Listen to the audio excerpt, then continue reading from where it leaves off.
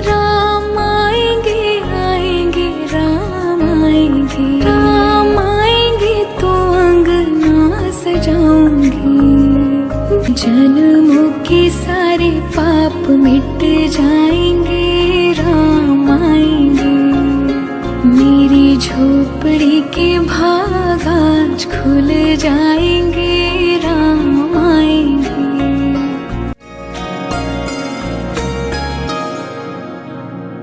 राम झूलेंगे तो पालना झूलाऊंगी, मीठे मीठे मैं भजन सुनाऊंगी।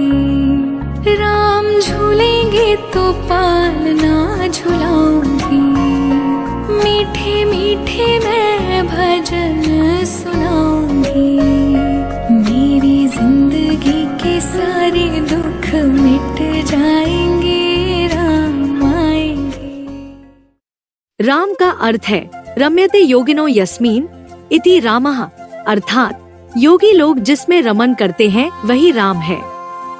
राम को याद करते हैं तो उन्हें ऐसा आनंद आता है जैसे रमन कर रहे हो। तो यह व्यक्तित्व कौन है जिसको याद करने से ही मन को अति शांति और सुख का अनुभव होता है? कहा जाता है, एक राम दशरथ का बेटा, एक राम घट घट में बैठा, एक राम का सकल पसारा, एक राम सबका प्यारा। तो विचार करिए कि जब दशरथ पुत्र राम का जन्म हुआ तो क्या उससे पहले भगवान था ही नहीं?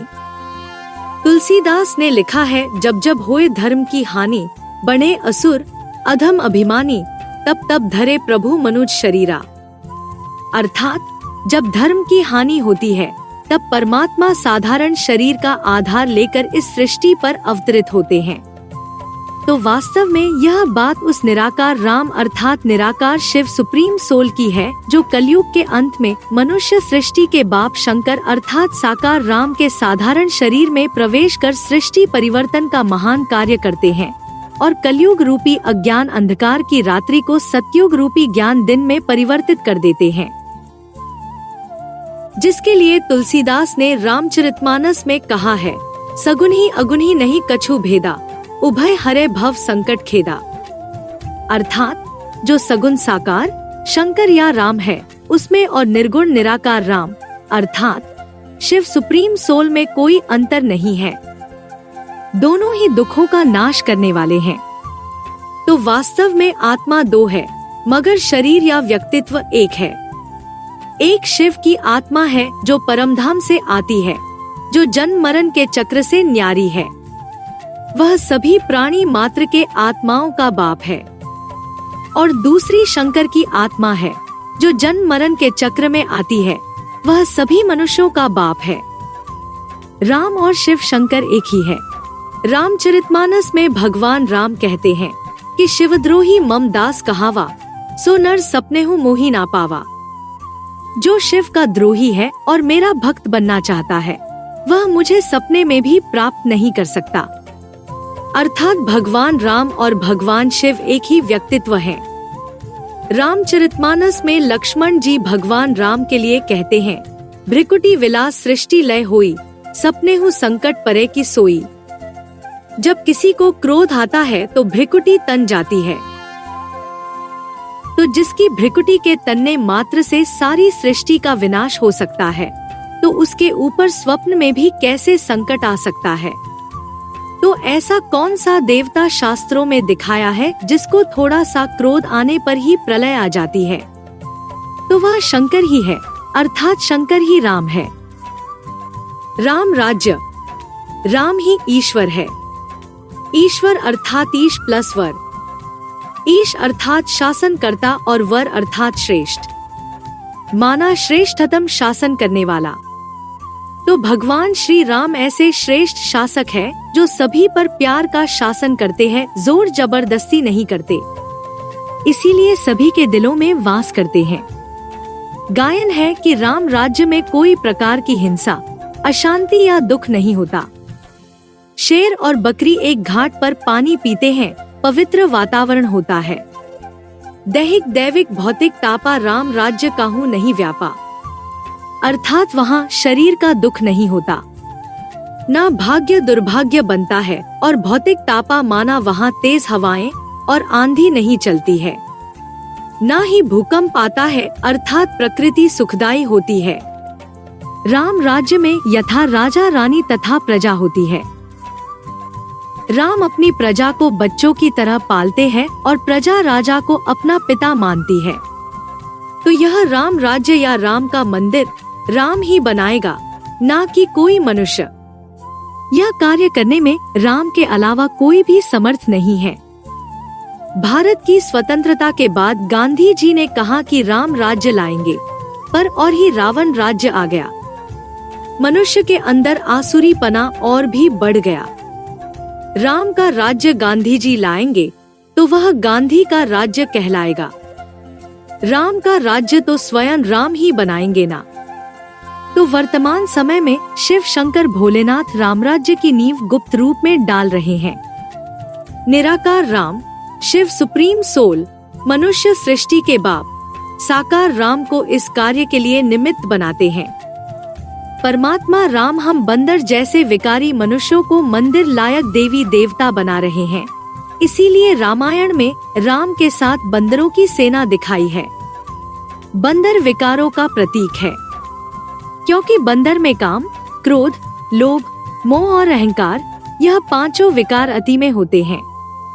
जरा सोचिए कि रावण को मनुष्य मिल गए और भगवान राम को अपने सहयोगी के रूप में बंदर मिले। राम नवमी पर देवियों की पूजा। विचित्र बात है कि राम के जन्मदिन पर राम से ज्यादा देवियों की पूजा होती है। ऐसी क्या बात हुई कि राम से भी ज्यादा उन शिव शक्तियों या देवियों की 8 दिन तक इतना पूजन और गायन होता है। वास्तव में श्री राम को इस सृष्टि पर प्रत्यक्ष करने में इन पवित्र शिव शक्तियों का हाथ सबसे ज्यादा होता है। कहते हैं ना, रघुपति राघव राजा राम, पतित पावन सीता राम। तो पतितों को पवित्र बनाने वाला राम तभी यह कार्य कर पाते हैं जब सीता रूपी शिव शक्ति को पुरुषार्थ के रास्ते में आगे रखते हैं। सीता की पवित्रता का सहयोग मिले बगैर राम इस पुरानी दुनिया का खात्मा कर नई दुनिया की रचना नहीं रच सकते। क्यों कहते हैं राम नाम सत्य है? सत्यम शिवम सुंदरम अर्थात शिव ही सत्य है। और यह भी कहते हैं कि राम नाम सत्य है, तो शिव भी सत्य है और राम भी सत्य है। परंतु सत्य तो हमेशा एक ही होता है, 2, 3, 4 या ज्यादा नहीं हो सकते। इसका अर्थ यह हुआ कि राम और शिव एक ही आत्मा है। यह 2 नाम उस आत्मा के काम के आधार पर दिए गए हैं। जब दुनिया का अंत समय आता है तब सारी दुनिया में सभी को यह समझ आ जाता है कि इस सृष्टि पर सभी झूठे हैं। सिर्फ एक ही आत्मा ऐसी है जो 100% सच्ची है। इसलिए यह परंपरा चली आई है कि जब किसी का अंत समय आता है और मृत्यु होती है तो अंतिम यात्रा के समय राम नाम सत्य है यही बोलते हैं। जब जन्म लेते हैं तब नहीं बोलते। राम सत्य इसलिए बनते हैं क्योंकि निराकार राम उनमें प्रवेश करते हैं और उन्हें आप समान निराकारी, निर्विकारी, निरंकारी, विश्व के मालिक श्री नारायण बनाते हैं। इसीलिए भारत में घर घर में सत्यनारायण की कथा की जाती है, उनका स्मरण किया जाता है। रामलीला। जब निराकार राम साकार मनुष्य सृष्टि के बाप राम में प्रवेश करते हैं तो अविनाशी अश्वमेध रुद्र ज्ञान यज्ञ रचते हैं, जिसके द्वारा वह हम शूद्रों जैसे पतित कर्म करने वाले मनुष्यों को पहले ब्रह्मा द्वारा ब्राह्मण बनाते हैं और फिर ब्राह्मण को महादेव शंकर द्वारा देवी देवता बनाते हैं। यह कार्य वह 100 साल के अंदर पूरा करते हैं, जिसे पुरुषोत्तम संगम युग कहा जाता है, जो कलयुग के अंत और सतयुग के आदि का संधि काल का समय है। तो उस समय वह जो भी अपनी इंद्रियों से कार्य करते हैं वे यादगार बन जाती है और रामलीला के रूप में हम उसे हर वर्ष देखते हैं और स्मरण करते हैं। उनके द्वारा किए गए प्रत्येक कर्म को हर भारतीय अनुसरण करता है, जिसके लिए गीता में कहा गया है,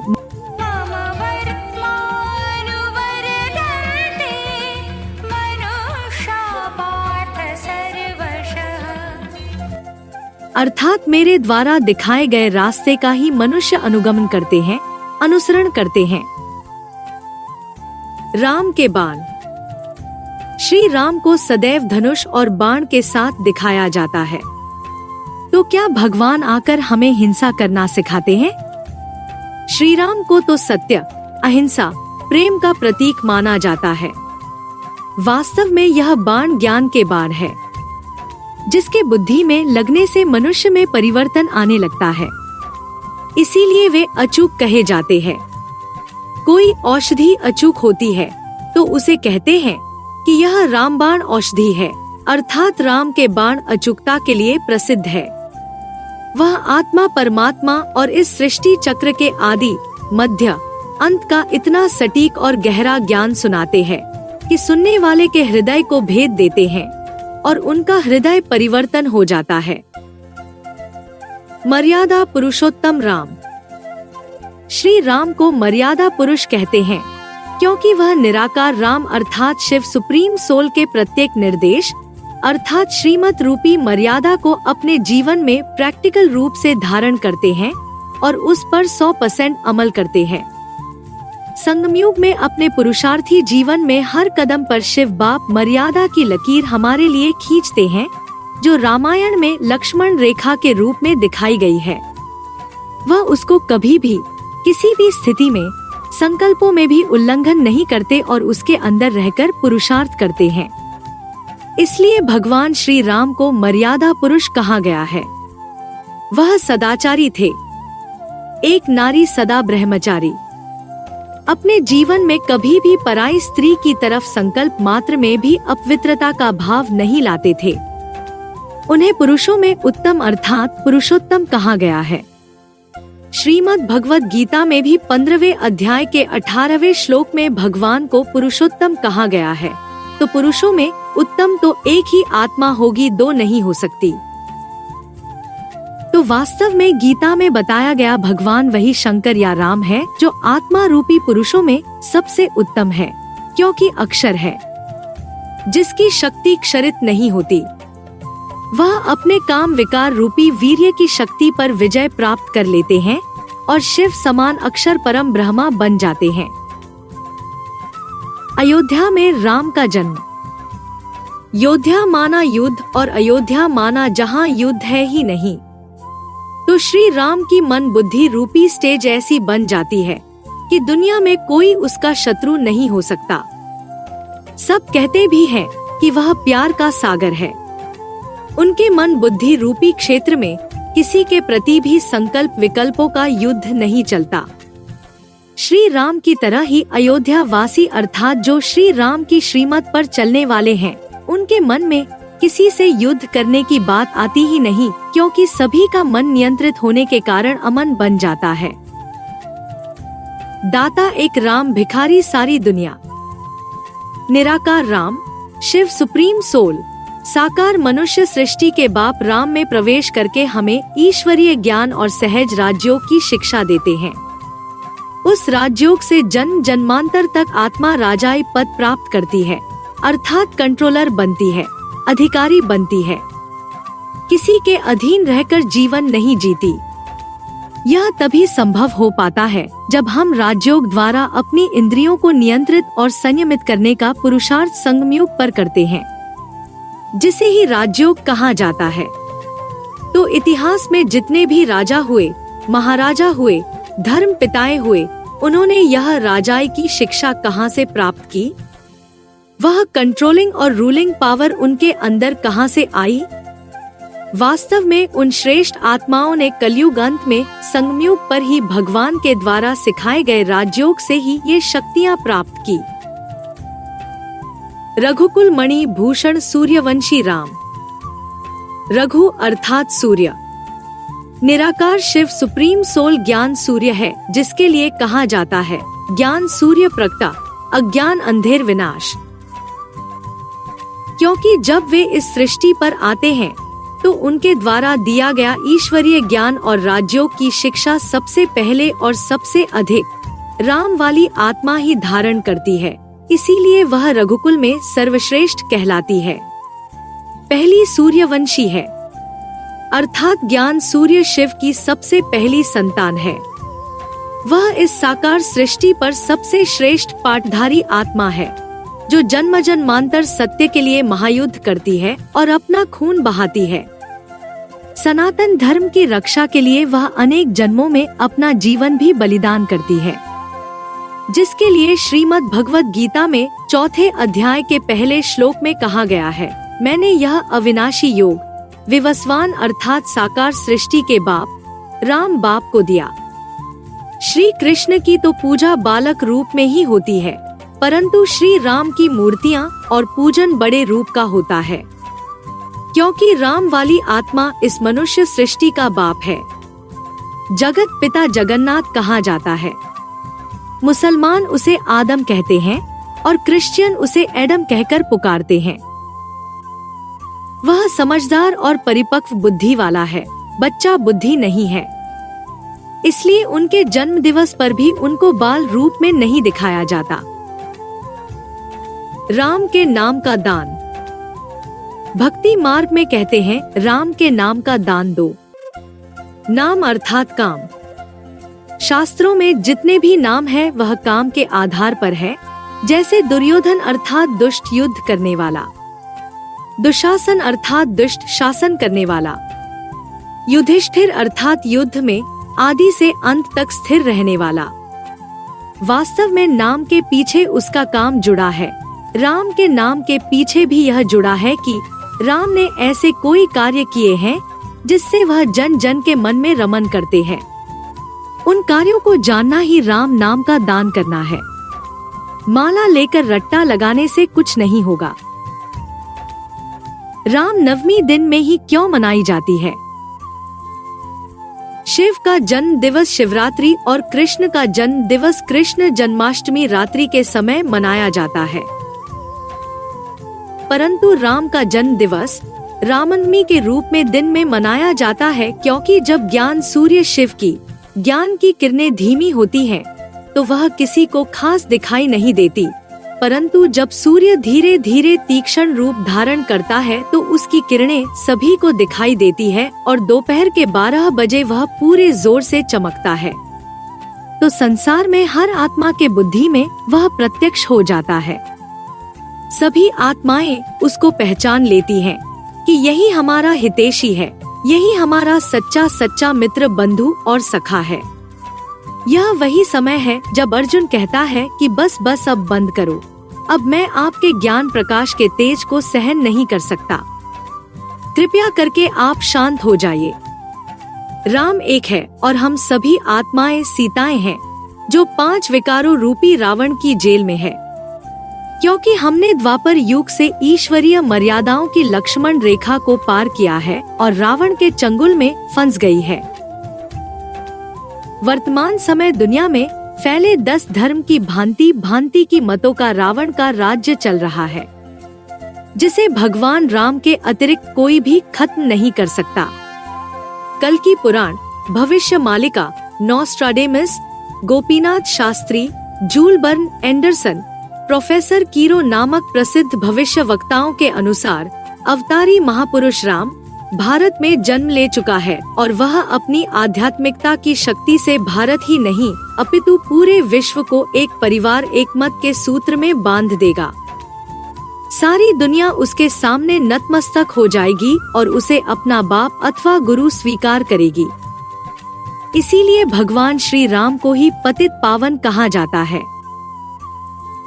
आइए जानते हैं राम नवमी का आध्यात्मिक रहस्य शिव बाबा के महावाक्यों द्वारा। अयोध्या में राम का जन्म दिखाया है। बेअद में इसका अर्थ क्या है? अरे राम का अर्थ क्या है?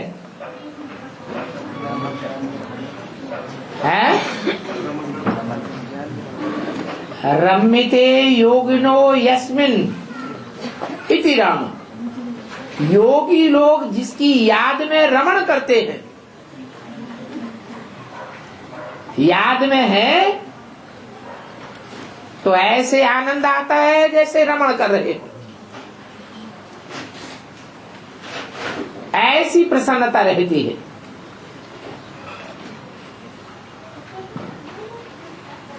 तो उस समय राम की स्टेज क्या होगी?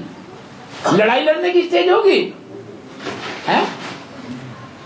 संकल्पों से किसी से लड़ाई लड़ेगा?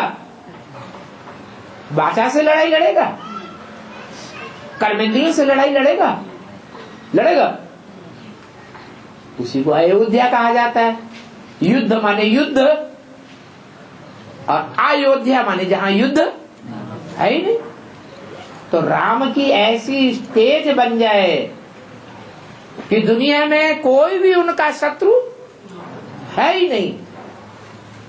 जो सामने आवे सो कहे मेरा बाप, मेरा प्यारे ते प्यारा बाप आ गया।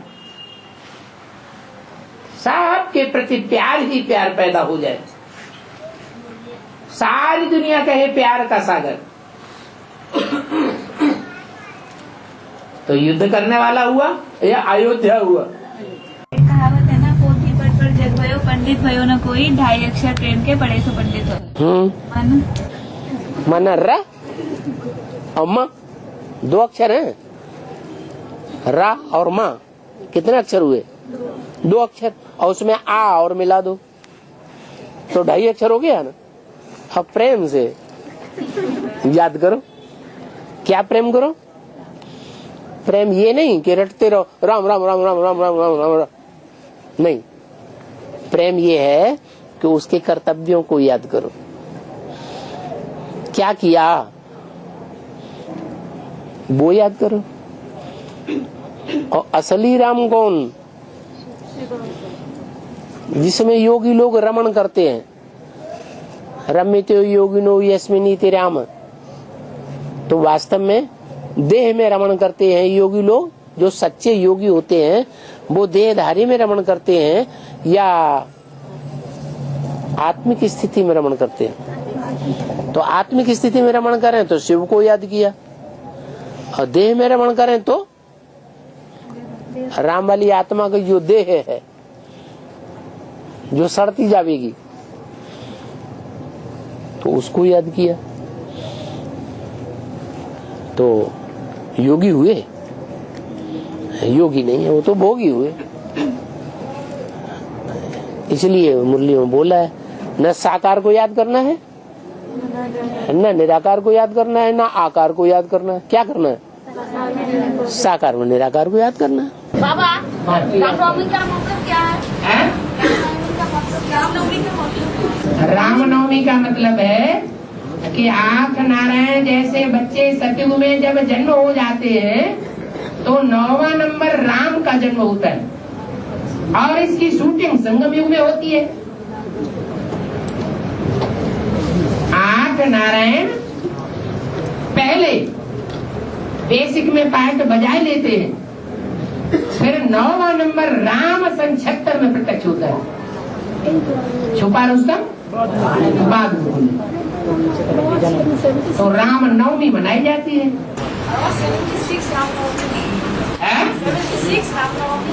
76 रामनवमी नहीं है। 76 का तो मिसाल दिया कि राम वाली आत्मा बाद में प्रत्यक्ष होती है, लेकिन रामनवमी तब है असली जब सूरज दोपहर को ऊपर आ जाता है, एकातीत दोपहरी हो जाती है, सूर्य तेजी से चमकता है ब्राह्मणों की दुनिया में। तो वो होगा 2018। से क्या संबंध है? कैसे? रामनवमी से क्या संबंध? रामनवमी जो है वो राम का जन्म दिवस मनाया जाता है। राम बाप को कहा जाता है। वो बाप ज्ञान सूर्य है। रामनवमी रात को नहीं मनाई जाती। रात्रि के 12 बजे कृष्ण जयंती मनावेंगे, महाशिवरात्रि मनावेंगे, लेकिन रामनवमी दोपहर के 12 बजे मनाई जाती है।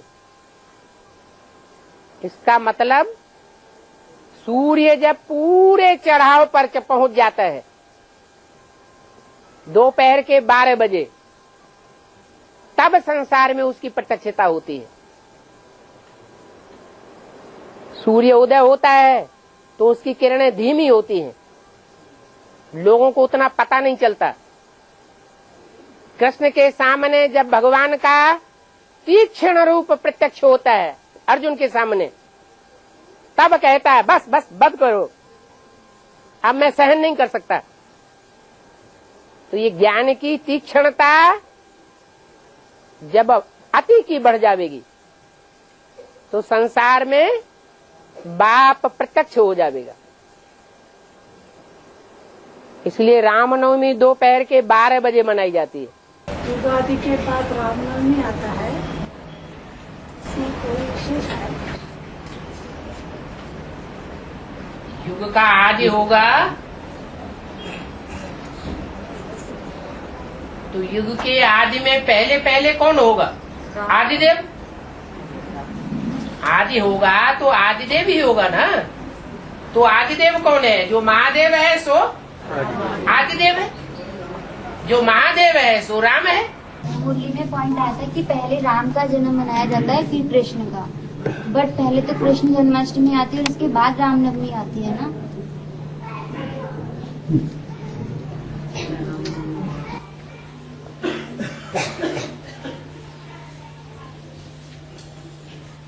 त्रेता में राम फेलियर पहले या बाद में? फेलियर को कहाँ रखना चाहिए? बाद में रखना चाहिए। तो त्रेता में राम को रखा गया। हे कृष्ण नारायण वासुदेव। नारायण 16 कला संपूर्ण, कृष्ण 16 कला संपूर्ण, सत्युग 16 कला संपूर्ण, उनको आज में रखा गया। ऐसे तो कृष्ण जन्माष्टमी होने से पहले भी नौ दुर्गा मनाई जाती है साल में 2 बार, और रामनवमी भी होती है। पहले शिव, बाद में राम, बाद में कृष्ण, बाद में फिर होता है रावण। भक्ति महात्म में दुर्गाष्टमी और रामनवमी मनाई है। मतलब अष्टमी और नवमी मनाई जाती है। रात्रि जाते हैं दुर्गाष्टमी रामनवमी। हाँ, तो हमारे जो अपना ज्ञान मार्ग में जो देहात की दुर्गाष्टमी रामनवमी, माने पहले जन्म देवी का होगा या पहले देवता का होगा? पहले प्रत्यक्षता किसकी होगी? पहले शक्तियां संसार में प्रत्यक्ष होंगी या पहले देवता प्रत्यक्ष होगा? आगे किसको किया जा रहा है? शक्तियों को आगे किया जा रहा है, तो शक्तियां ही आगे रहेंगी। फिर दूसरे जो 6 महीने के बाद बाबा आते हैं नवरात्र, उसमें 10वां दशहरा मनाया। हाँ, तो यहाँ भी तो ब्राह्मणों की दुनिया में 2 प्रकार की शक्तियां, एक बेसिक में है और एक एडवांस में भी है। तो पूरे संगम युग में 2 प्रकार की शक्तियां हो गई। वहां भी राम की आत्मा काम करती है और यहाँ भी आत्मा राम की आत्मा काम करती है। भक्ति मार्ग में कहते हैं राम से बड़ा राम का नाम, तो इसका क्या अर्थ है? इसका अर्थ ये है, राम से बड़ा राम का नाम, और नाम किस आधार पर बनता है? काम के आधार पर। तो राम ने कोई बड़ा काम करके दिखाया है, वो बड़े काम के आधार पर उनका नाम चलता है संसार में, और वो नाम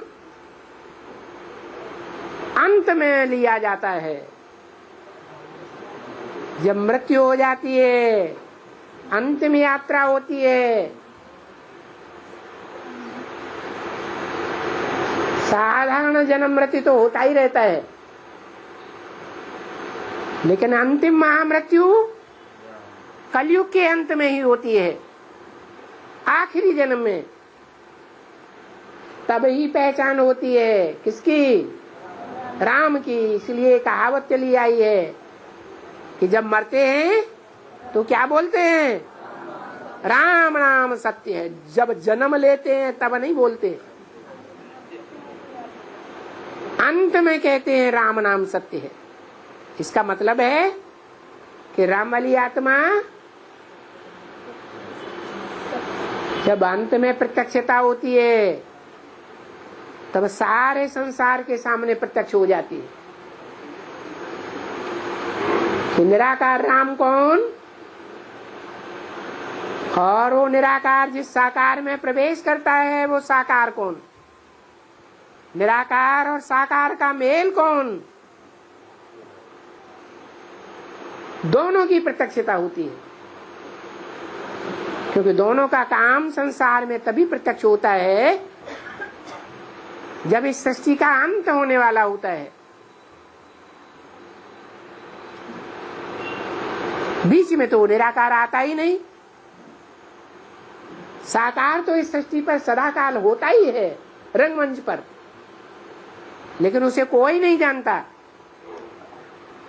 संगम युग में सब पहचान लेते हैं नंबरवार पुरुषार्थ अनुसार। एक दोहा में आया है, राम नाम की लूट है, लूट सको तो लूट, अंतकाल पछताएंगे जब प्राण जाएंगे। बेहद में किया है, बेहद में किया। यार राम काम की बात कराओ। राम ने जो काम किया, जो सेवा की, वो सेवा की लूट हो रही है अभी। जो जितनी लूट मचा सके सो लूटे, जितनी सेवा करोगे उतना मेवा जन्म जन्मांतर का प्राप्त हो जाएगा। भक्ति मार्ग में नाम होता है और ज्ञान मार्ग में काम होता है। जितने भी नाम हैं शास्त्रों में वो सारे के सारे नाम उनके काम के आधार पर आधारित है। जैसा काम किया वैसा नाम पड़ गया। इसलिए भक्ति मार्ग में गायन है क्या? हाँ, जो नाम का गायन कर दिया। ये नहीं देखा कि नाम कब होता है, काम के आधार पर नाम होता है। तो काम करके दिखाना है या नाम जपना है राम राम राम राम राम राम राम, उससे हो जाएगा? नहीं होगा। राम से बड़ा राम का नाम,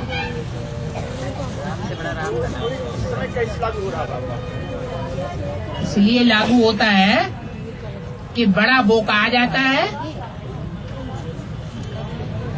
जो ज्यादा विख्यात हो जाए। बड़ा बड़े कर्म से कहा जाता है।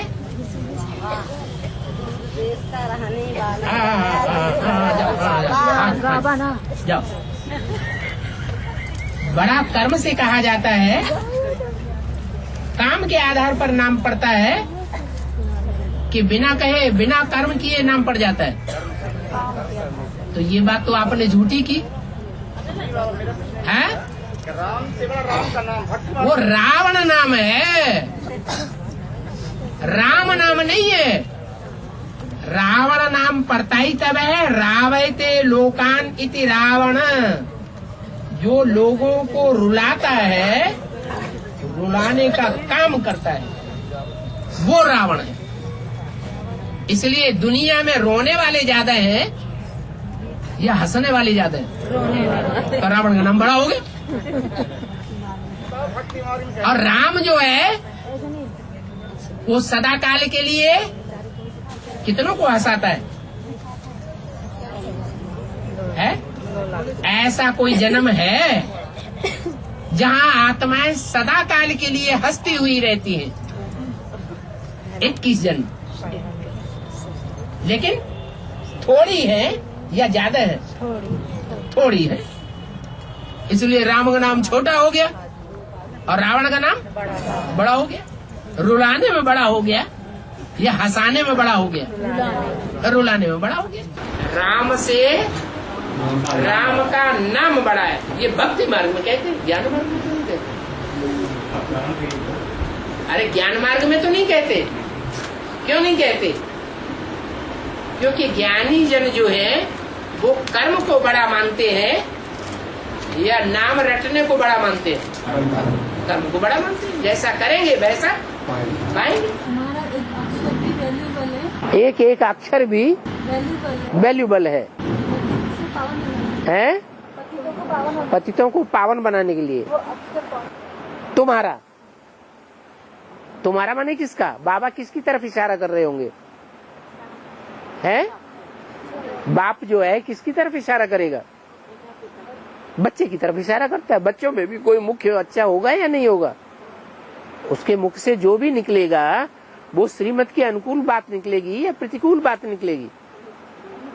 अनुकूल बात निकलेगी तो वो सच्चाई होगी या कुछ झूठा होगा? सच्चाई होगा। सच्चा सोना है, सच्चाई जिसको मिलेगी तो परिवर्तन तो होगा ही। एक एक अक्षर वैल्यूबल है, तो है ही राम के बाण।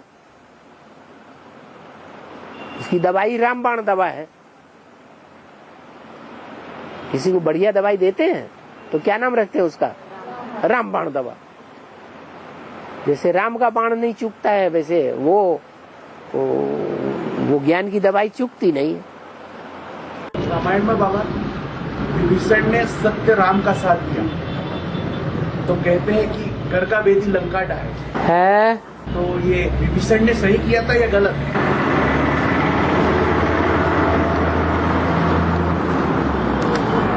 विभीषण ने आत्माभिमानी होकर के काम किया या कुंभकर्ण की तरह देह अभिमानी होकर के काम किया? कुंभकर्ण ने अपने कुल की लाज रखी, तो कुल की कहानी रखना ये देह अभिमान की बात है या आत्माभिमान की बात है?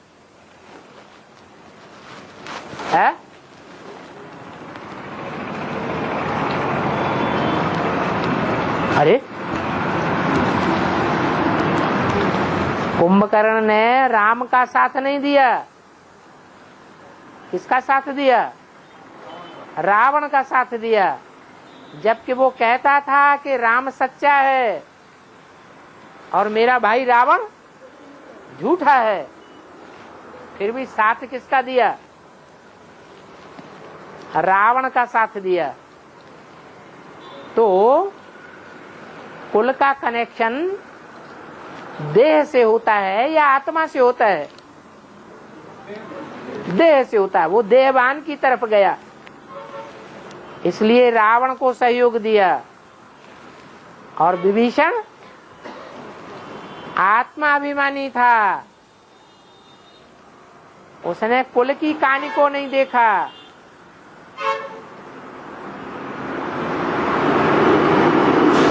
कुल की लोकलाज में नहीं मरा। भगवान बाप का सहारा लिया और साथ दिया, तो कौन ऊंचा हुआ है? विभीषण ही ऊंचा हुआ। उसने संगम युग में ही राजाई प्राप्त कर ली।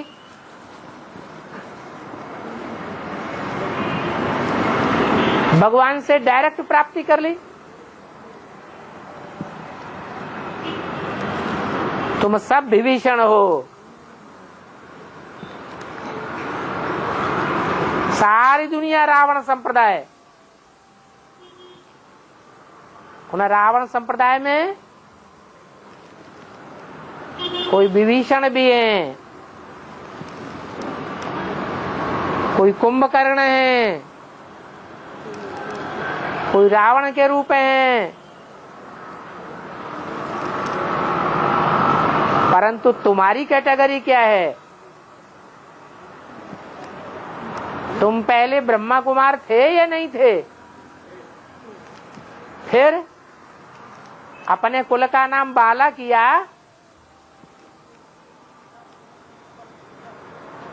या कुल खेल खलास कर देते हो? है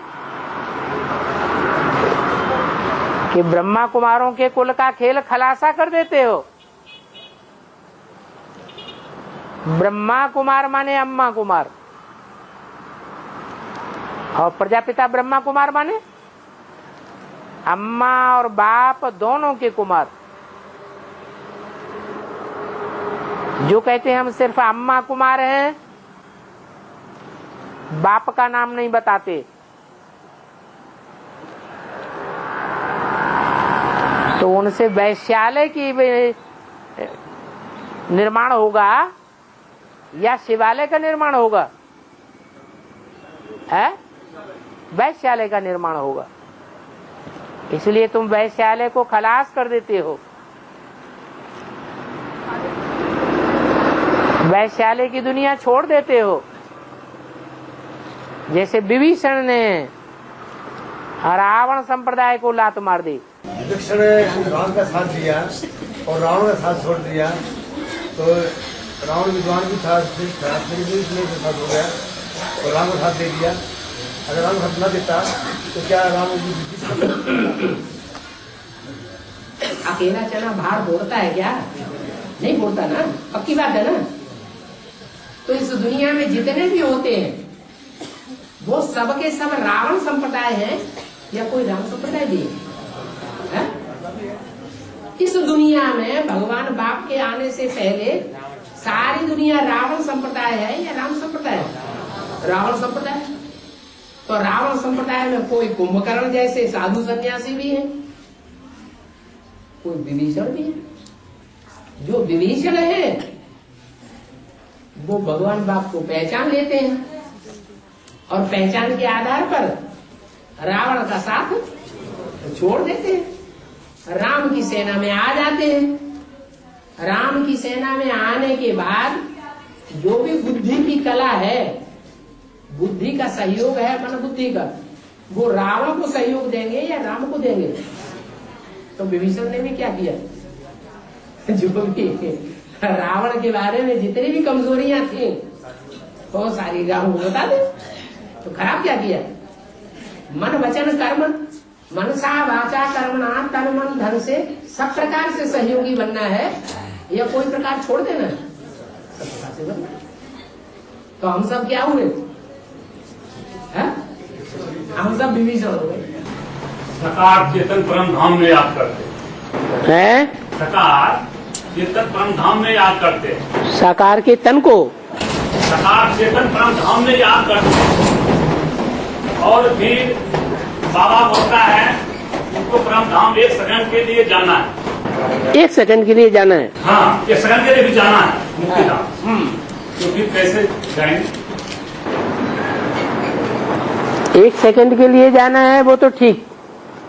जो अव्वल नंबर आत्मा होगी वो परमधाम में ज्यादा नहीं ठहरेगी, क्योंकि उसका तो इस सृष्टि पर है ऑलराउंड पार्ट है, वो तो जरूर 1 सेकंड के लिए जाएगी।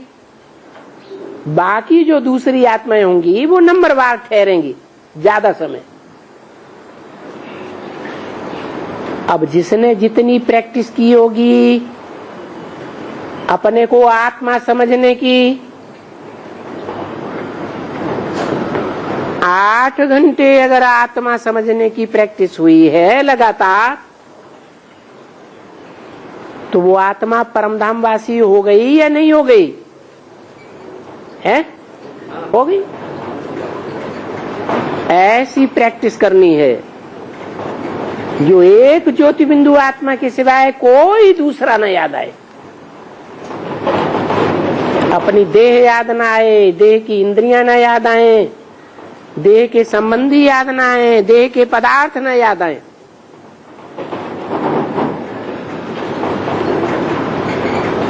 सिर्फ ज्योति बिंदु आत्मा याद आए।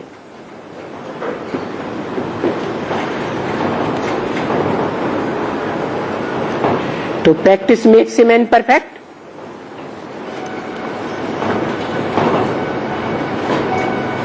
और संस्कृत गीता में भी अर्जुन ने पूछा, ही मन बड़ा चंचल है, जबरदस्ती जबरियन इधर उधर ले जाता है, टिकने नहीं देता।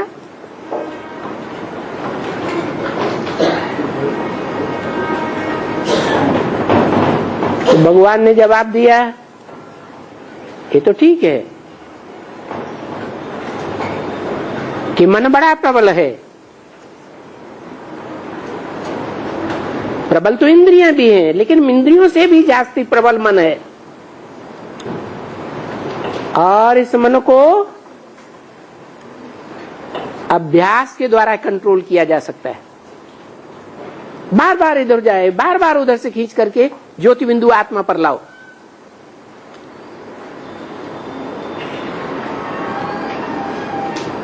घबराना नहीं है, ये नहीं हो सकता, बहुत मुश्किल है, ये तो हमारे द्वारा होगा ही नहीं। हिम्मत है बच्चे तो मदद है बाप। और अभ्यास भी कब कायम होगा? अभ्यास तब कायम होगा जब बुद्धि में ये निश्चय बैठा हुआ होगा कि ये दुनिया विनाश हुई पड़ी है, ये दुनिया गई कि गई, अब ये दुनिया ठहरने वाली नहीं है। दुनिया नहीं रहेगी तो ये देह भी नहीं रहेगी, देह के संबंधी भी नहीं रहेंगे, देह के पदार्थ भी नहीं रहेंगे। तो इनको याद करने से ही क्या फायदा?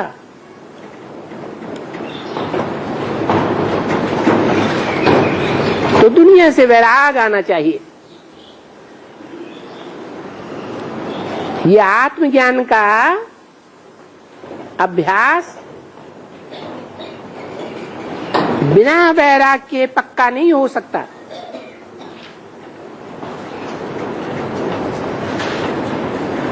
और आत्मज्ञान नहीं होगा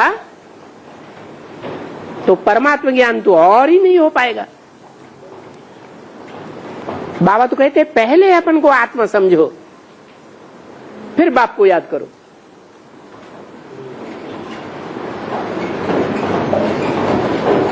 आत्मा पक्का करने के लिए ये पक्का याद रखना है, बिनु वैराग विवेक न होई। परंतु वो विवेक, वो ज्ञान, वैराग का ज्ञान कब सुलभ होगा?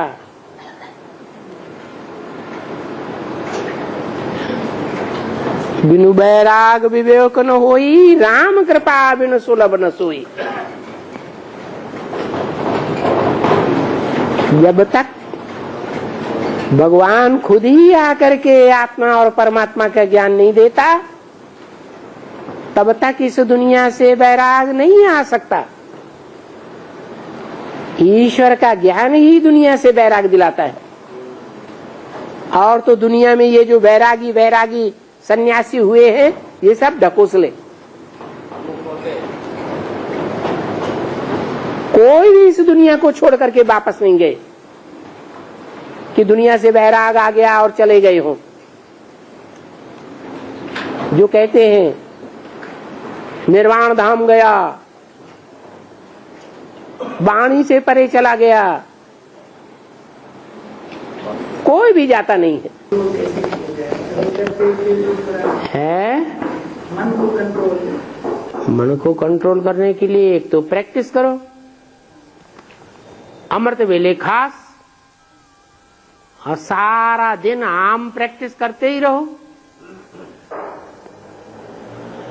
गीता में जैसे कहा है, अभ्यास है न तो कौनते।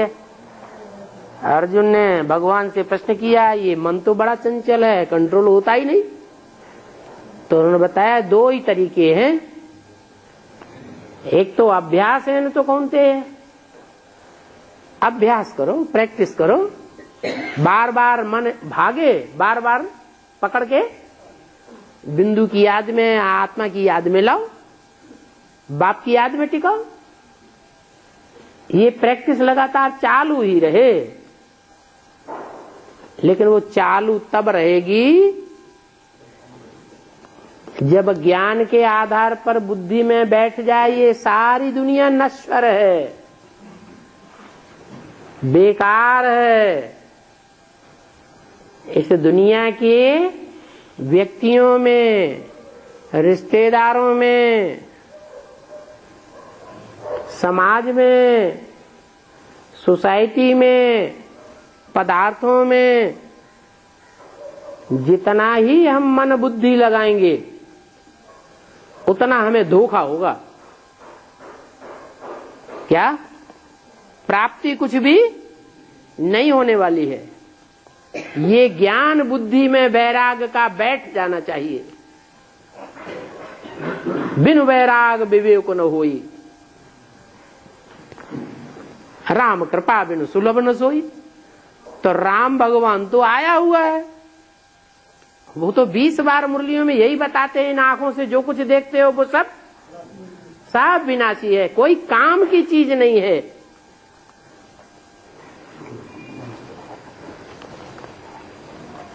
व्यवहार में भला आना है ताकि कोई को दुख न हो।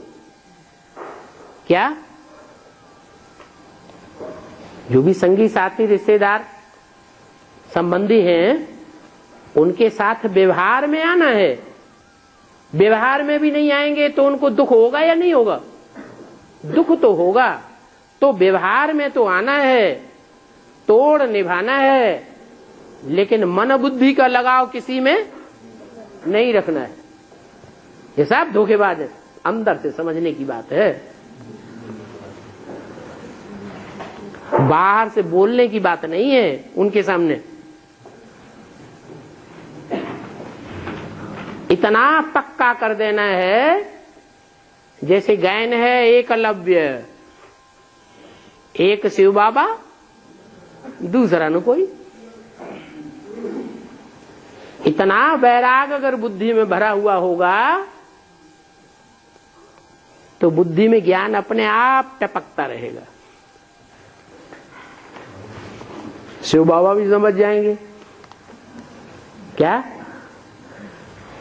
ये आत्मा रूपी जो बच्चा है इसकी मन बुद्धि दुनिया में नहीं अटक रही है।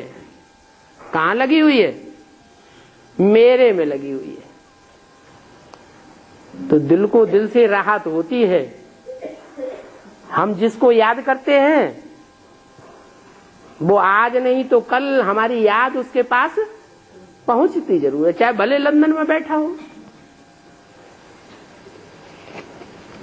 तो दो ही बातें मुख्य हैं, एक अभ्यास और दूसरा वैराग।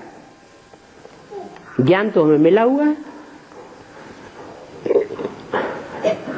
गायनी है ज्ञान भक्ति वैराग। भगवान आते हैं तो ज्ञान देते हैं, ज्ञान देते हैं तो भक्ति मार्ग की दुनिया में जितने भी आडंबर फैले हुए हैं, विस्तार फैला हुआ है, उन सबसे हमारा वैराग हो जाता है। ये ज्ञान की निशानी है। क्या? जितना बुद्धि में ज्ञान बैठा होगा प्रैक्टिकल जीवन में, उतना मन बुद्धि से वैराग जरूर होगा। और जितना वैराग होगा उतना बाप की याद आवेगी। प्रैक्टिस मजबूत होती जाएगी। वैराग विवेक न होई। जब अंदर से सच्चा सच्चा इस दुनिया से वैराग आता है तब सच्चा सच्चा ज्ञान पैदा होता है। जब तक इस दुनिया से, दुनिया के संबंधों से, दुनिया के पदार्थों से सच्चा सच्चा लगाव पैदा है तब तक ज्ञान नहीं आ सकता। माना अभी हम अपन को ज्ञानी समझते हैं, लेकिन क्या आत्मा के 84 जन्मों का ज्ञान पैदा हुआ है? नहीं हुआ है। इसका मतलब सच्चा सच्चा अभी वैरागी नहीं बने। इसलिए रामायण में कहा है बिनु वैराग विवेक न होई और राम कृपा बिनु सुलभ न सोई। राम उन्होंने देहधारी को समझ लिया। वास्तव में कौन सा राम? जो निराकार राम शिव बाबा है, उसके प्रति जब तक प्यार पैदा नहीं हुआ है 100%, उस एक के प्रति 100% प्यार पैदा होगा तो सबके प्रति वैराग आ जाएगा। और सबके प्रति वैराग आ जाएगा तभी अपनी आत्मा के 84 जन्मों का ज्ञान होगा। एक साथ तो नहीं होगा, होगा तो धीरे धीरे। परंतु जितना जितना वैराग आता जाएगा उतना उतना ज्ञान भी पैदा होता जाएगा, उतना उतना अपने जन्मों का खुलासा भी होता जाएगा। रामनवमी मनाते हैं तो रामनवमी मनाते हैं तो राम का नाम लेते हैं, लेकिन पूजा करते हैं देवी का, पूजा करते हैं देवी का। हाँ, क्या होगा? ऐसे क्यों करते हैं? ऐसे इसलिए करते हैं कि सतयुग के जो 8 नारायण हैं, वो 8 नारायण पहले प्रत्यक्ष होते हैं। क्या?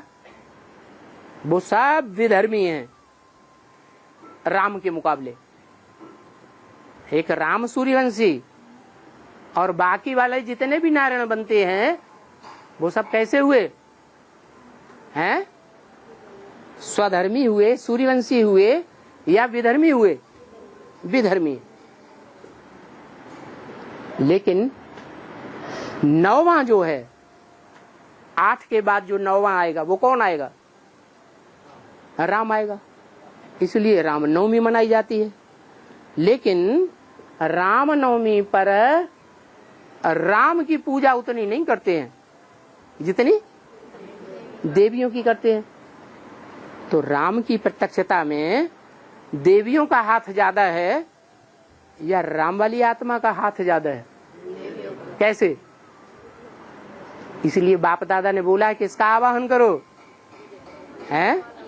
विजय माला का आवाहन करो। वो विजय माला शहद की मक्खियों की माला है, हैं? जो शहद की मक्खियां हैं उन सबका एक साथ आवाहन कर लें, पकड़ के ले आए पिंजरे में, या कोई और युक्ति है? हैं? हाँ, उसमें जो रानी मक्खी है उस एक रानी मक्खी को पकड़ लिया जाए तो पीछे पीछे सारी माला आ जाएगी। और जब तक वो नहीं आएगी रानी मक्खी तब तक राम की प्रत्यक्षता होने वाली नहीं है। वो आई और खेल खलास। इसलिए बोला व्यक्तवाणी में, भारत माता शिव शक्ति अवतार अंत का यही नारा है। उसका आना माना ड्रामाबाजी का अंत हो जाना। एक राम भिखारी सारी दुनिया है, दाता एक राम, दाता एक राम, भिखारी सारी दुनिया, भिखारी सारी दुनिया। सब बृहद साथी है। लो, अब दाता कौन है? राम है।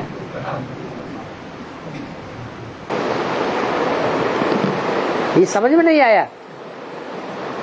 ऐसे है अंगत कैसे समझ में आया तो बताओ कैसे? राम से ही सभी का उद्धार। लो, जो बेहद का भिखारी बनता है, दुनिया का सबसे बड़ा भिखारी कौन बनता है? राम ही सबसे बड़ा भिखारी बनता है। वो दाता कैसे हो जाएगा? जो दुनिया का सबसे बड़ा भिखारी है, भीख मांगने वाला है, दर दर भीख मांगता रहता है, वो दूसरों को कैसे देगा? वही तो प्रश्न है? वही तो मेरा प्रश्न है। तो इसका मतलब शिव तुम्हारी समझ में नहीं आया। यही तो इस मुरली में बताया कि महिमा एक की है। न त्रेता के राम की महिमा है, न सतयुग के कृष्ण की महिमा है। महिमा किसकी है? नारायण की भी महिमा नहीं है। नारायण वो भी बनने वाला है। महिमा किसकी है?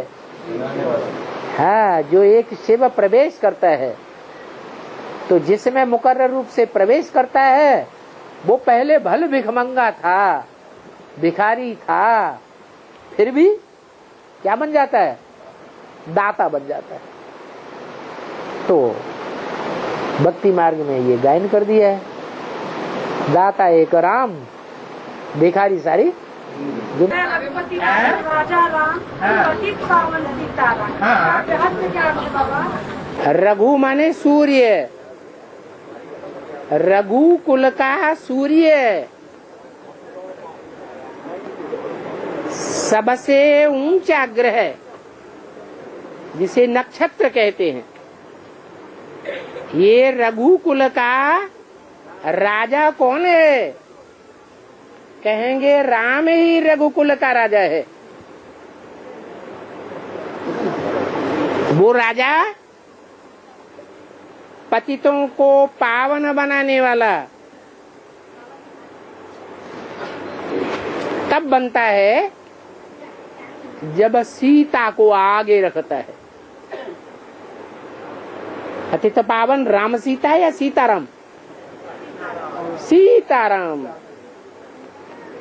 वो सूर्यवंश का राजा तो है,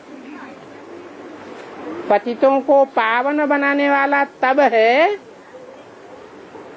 जब पुरुषार्थ के रास्ते में सीता को आगे रखता है।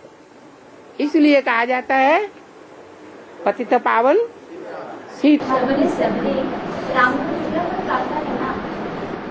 सबरी राम का झूठा फल खाते, सबरी झूठा फल राम को देती है ना। इसका अर्थ क्या है पूछ रहे हैं। संगम युग में क्या है? संगम युग में जो झूठा फल देती है, भगवान को अर्पण कर देती है, झूठा किसका है? झूठा कर दिया, अपने आप झूठा कर दिया कि किसी दूसरे ने झूठा किया। माने माताएं हैं और माताएं अपनी इच्छा से अपना पति बनाया और पति ने शरीर को झूठा किया। किसकी इच्छा से किया? किसकी इच्छा से किया? माता की इच्छा से किया। तो बेर को झूठा कर दिया ना माता ने, और भगवान को अर्पण हो गई। माना ज्ञान में आने के बाद अगर कोई शादी कर लेती है कन्या, तो क्या हो गई? शूद्राणी हो गई या ब्राह्मणी रही? शूद्राणी हो गई। शबरी भी क्या थी? शूद्राणी थी, व्यभिचारिणी बन गई। और व्यभिचारिणी बनने के कारण उसने वो फल को झूठा कर दिया। वो फल झूठा कर दिया। लक्ष्मण ने तो खाया नहीं। किसने खाया? भगवान राम ने खाया। अरे वो तो भगवान थे, वो तो पतितों को पावन बनाने वाले हैं। उन्होंने खाया तो उनके ऊपर तो कोई पाप लगेगा नहीं। भगवान विष पीता है, और विष कहा जाता है पराई स्त्री और पराये पुरुष को। पराई स्त्री और पराये पुरुष को सेवन करना ये विष के समान है। लेकिन अगर भगवान ने वो विष पिया तो समर्थ को नहीं दोष गुसाई, रवि पावक जल सम की नहीं। वो रवि माने सूर्य तो ताकतवर है, अग्नि शक्तिशाली है, जल भी शक्तिशाली है। ये तीनों क्या करते हैं? जल भी शुद्ध कर देता है। जल देवता शुद्ध करता है कि नहीं? अग्नि भी है शुद्ध कर देती है, और सूर्य भी कचरे को सुखा देता है, सारी बदबू को सोख लेता है। तो इनको कोई दोष नहीं लगता। ऐसे ही जो भगवान है वो तो सर्वशक्तिवान है, उसको तो दोष लगने का सवाल ही नहीं। तो भगवान ने शबरी के झूठे बेर खाए, ये गायन है। लक्ष्मण ने नहीं खाए। क्यों नहीं खाए?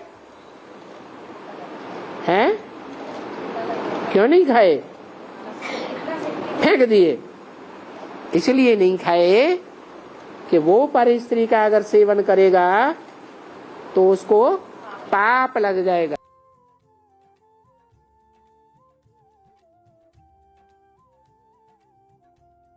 ओम शांति।